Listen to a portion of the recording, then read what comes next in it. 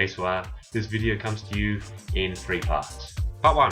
First off, I'd like to apologize for the quality of video. I'm recording this on my laptop, and so the sound and video is not great, but needs must, and I said I'd do this thing, so this thing is what I am doing here now. Part 2. So let's talk about New Year's Eve. As you know, I'm spending mine up in the Blue Mountains with a bunch of friends. We've rented out a house, we've got good food, we've got good booze, we've got good music. We're going to have responsible, fun, happy adult times. When I say adult times, I mean behaving as responsible adults, not as in, okay, you know what I mean. On that front, here is a list of things that we will not be doing for this New Year's Eve. So these are things that either you or I have done over the years, and the reason we're not doing this is because we're being responsible. Part 3. I'd like to talk to you now about New Year's resolutions. Now, I don't do New Year's resolutions because I know I can't keep them. And it's because of Parkinson's law. First written by British naval historian Cyril Northcote Parkinson, the name that fancy, he needs a monocle. He states that work expands so as to fill the time available for its completion. Better make that 2 monocles. In English, that means that people are lazy, myself included. For me, that's especially true. At uni, I remember staying up until 4 AM trying to smash out assessments and assignments the day before they were due. I'd start out with the best of intentions. I really would.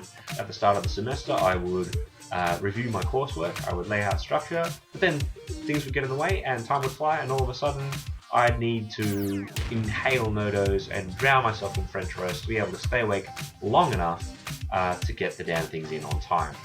The other reason I pulled these all-nighters, of course, is to pass my classes, and that didn't always work out. There were a number of classes that I did not pass, in fact more than I'm kind of admitting.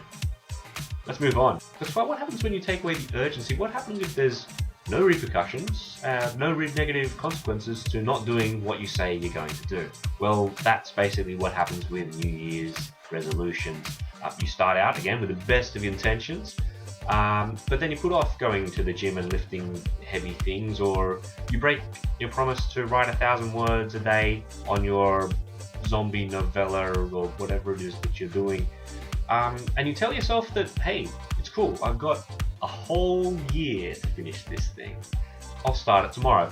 And you never do. And that's why I don't do New Year's resolutions. Nothing gets done, and you end up in this sort of crazy hate spiral as you think about the stuff that you haven't done and that you need to do and that you should have done, and then at the time you shouldn't start now because it's just too hard, Spot. It's too hard. So instead, I do old year's resolutions, not new.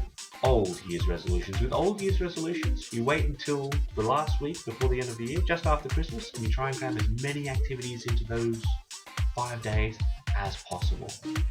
With this stupidly tight deadline, you're guaranteed to get some things done and feel good about doing it as well. And the stuff that you don't get done, hey, in 5 days, look at what you've accomplished. Basically, that shift in perspective helps you get more done and makes you feel better about it at the same time. So Swar, my question to you is this. With 2 days left in the year, what are your old year's resolutions? In 2 days, what will you do? Thanks for watching, Swar. CJ out. Look at it. Let me do that again. Good.